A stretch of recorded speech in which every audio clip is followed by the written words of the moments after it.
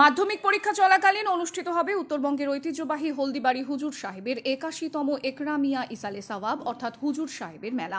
পরীক্ষা চলাকালীন হুজুর সাহেবের মেলাকে সুষ্ঠুভাবে সম্পন্ন করার লক্ষ্যে গুরুত্বপূর্ণ প্রশাসনিক বৈঠক অনুষ্ঠিত হল হলদিবাড়িতে। বুধবার দুপুর 2টা নাগাদ হলদিবাড়ি ব্লক প্রশাসনের ডাকে শহরের বিডিও অফিসের কমিউনিটি হলে এই বৈঠকের আয়োজন করা হয়। উপস্থিত ছিলেন মেখলিগঞ্জের মহকুমা শাসক অতনু কুমার মণ্ডল, মাথাভাঙার এসডিপিও সমরেন হালদার, মেখলিগঞ্জের এসডিপিও আশিস পি সুব্বা, হলদিবাড়ির বিডিও রেঞ্জি শিল্পা, হলদিবাড়ি থানার আইসি কাশ্যপ রায়, হলদিবাড়ি পঞ্চায়েত সমিতির সভাপতি শৈলবালা রায়, পঞ্চায়েত সমিতির সহ সভাপতি রাহুল প্রামাণিক সহ থানা, স্বাস্থ্য, পরিবহন, বিদ্যুৎ, দমকল সহ বিভিন্ন দপ্তরের আধিকারিক ও হুজুরের বংশধর ও ইসালে সাওয়াব কমিটির সদস্যরা। জানা যায় আগামী 18 ও 19 ফেব্রুয়ারি হলদিবাড়িতে অনুষ্ঠিত হবে এই ইসালে সাওয়াব। এই ইসালে সাওয়াব উপলক্ষে লক্ষ লক্ষ পুণ্যার্থীর সমাগম হয় এখানে।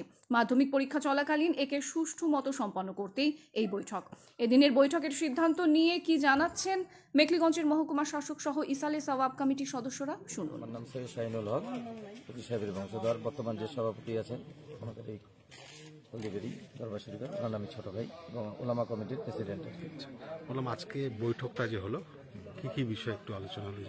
এখানে 81তম যে ইসালে সাওয়াব হবে, একরামিয়া ইসালে সাওয়াব, সেটা যেভাবে সুষ্ঠুভাবে পরিচালনা করা যায়, যত ডিপার্টমেন্ট আছে, ফায়ার ডিপার্টমেন্ট থেকে শুরু করে প্রশাসনিক যত ডিপার্টমেন্ট আছে, সবাই যেন সুস্থভাবে পরিষেবা দিতে পারে, আমরা যেন কমিটি সুস্থভাবে পরিষেবা দিতে পারি। তার সঙ্গে সঙ্গে যেগুলো গতবার কিছুটা ব্যাঘাত ঘটেছিল সেগুলোকে আবার যেন শুধরাই নেওয়া যায়। আমাদের একটা বিষয়ে পরিষ্কারভাবে আলোচনা হয়েছিল, এখানে কিছু ইলিগাল কাজ না চাইলেও হয়ে যায় অভ্যন্তরীণভাবে, কিছু জুয়া বা অন্য কিছু টাইপের বদলনা চর্কি যেগুলোর সঙ্গে যুক্ত, সেগুলোকেও এবার রেস্ট্রিকশনের দিকেই এগোবে আর কি প্রশাসন আমাদের সহযোগিতার মাধ্যমে এই আলোচনা করলেই হয়েছে। ঠিক আছে, ধন্যবাদ। প্রশাসনিক বৈঠক, এখানে কি কি সিদ্ধান্ত হলো?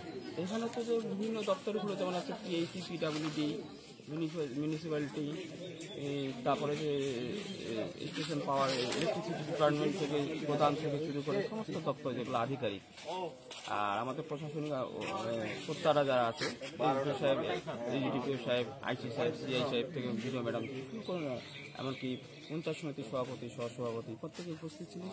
এখানে প্রতি বছরের ন্যায় যে সিদ্ধান্তগুলো আমরা করি সেটাই এবারও হয়েছে।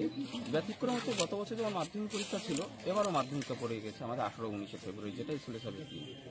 সেদিন যাতে আমাদের ভলান্টিয়াররা পরীক্ষার্থীদের পরিষেবা সঠিকভাবে দিতে পারে, তার জন্য আমরা সবসময় আপ্রাণ চেষ্টা করব, যাতে পরীক্ষার্থীদের পরীক্ষার হলে পৌঁছাতে আবার পরীক্ষা দিয়ে পর বেরোনোর পরে কোনো অসুবিধা নয়, সেদিকটাই আমরা আগে প্রায়োরিটি দিচ্ছি। আর প্রশাসনের আইনকে মেনে আমরা যে পরীক্ষার্থী পড়াশোনা বা পরীক্ষা চলাকালীন কোনো কিছু অসুবিধা না হয় সেদিকটাও আমরা দৃষ্টিপাত করব, আইনকে মান্যতা দিয়ে। আর যে বিষয়টা দাঁড়িয়ে গেছে যে 81তম একরামিয়া ইসালে সাওয়াবে প্রতিবারের ন্যায় লোকসংখ্যা তো বাড়তেই থাকে। এবছর প্রশাসনরা নিজেরাও আবার মাঠে পরিদর্শন করবেন, সদর্থক ভূমিকা পালন করবেন, এটা আমরা আশা করি। কোনো বড় অপ্রীতিকর ঘটনা ঘটেনি, এবারও ঘটবে না ইনশাল্লাহ। কত লোকের সমাগম হতে পারে এবছর? আমরা তো প্রতি বছরে 10-15 লক্ষ টাকার লোকের সমাগম ভাবনা চিন্তাই করি। গত বছর একটু কমিয়ে গেছিল 10 লক্ষের মতো, এবার আশা করে অনেক বেশি, সে 15 লক্ষের ঊর্ধ্ব হতে পারে। ঠিক আছে, আপনার নাম আর পরিচয়? আমি মোহাম্মদ দিদারুল আলম সরকার, জেনারেল সেক্রেটারি একরামিয়া ইসালে সাওয়াব কমিটি। ধন্যবাদ।